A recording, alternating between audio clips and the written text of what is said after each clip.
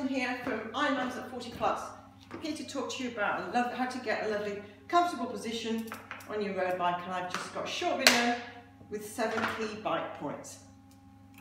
The first one is just a quick check on your saddle height. Your saddle height should be just high enough that when you come down to the most extended position on the pedals, can you see I've still got a slight bend in my knee? That's that. We don't want to be hyperextended like that. We want to have that slight bend in the knee. So that's a beautiful position to be in. When we lean forward and we hold our handlebars, we need to make sure there's a bend in our elbows and our arms are nice and relaxed and can hold the handlebars nice and comfortably without overreaching. We need to engage our core at all times. Make sure we don't get any stomach bulges, but more importantly, just to make sure that we're just easing our back, easing the tension on our back and really holding ourselves and not slumping, which again is just going to lead to back problems. We need to look ahead at all times. Safety first, so we're always looking for things around us, always scanning to make sure that we're safe. And again, if we look down, we become very hunched, very difficult to breathe. Now, a lot of people do start to look down as they're doing indoor bike training. Not good for the back, not good for the breathing, and we really need to replicate what we're doing on the road. I need to try and keep my back, my neck nice and relaxed, and my shoulders down, not hunched up again like this. Very lots of tension going through to the handlebars. We want to keep our neck nice and relaxed and the bend in our elbows.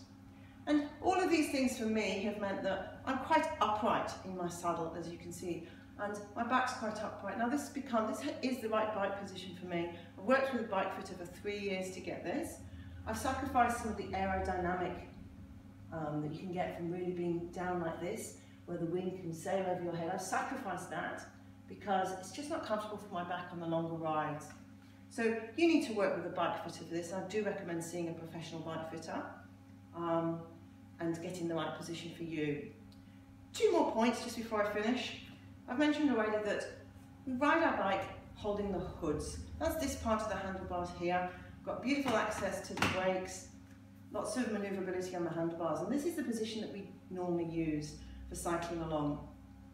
It protects our back, we're not really hunched over, protects our back, and it's a great position for seeing everything on the road.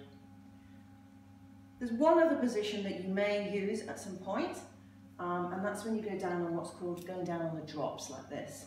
Now that's not holding right at the end here because there's no access to the brakes, which is obviously very dangerous. So you put your hand into the curve of the handlebar, you make sure your brakes are accessible. Again, your bike fitter can help with that if they're not and your hands are too small. Make sure of that, and then you are still going to have your head up so you can see as you're going along, but it just gives you a slightly more aerodynamic position, which you can use if you're time trialing, if you've come to a stretch of road and you want to really flatten out and go fast. And the other time you're going to use this position, this is really important, is you're going to be using this for going down hills. It's actually the safest place for you to be when you're going down hills.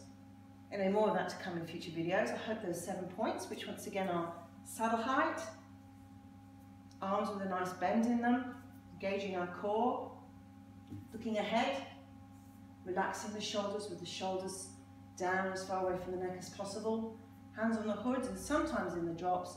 Those are my 7 key points. Thanks very much.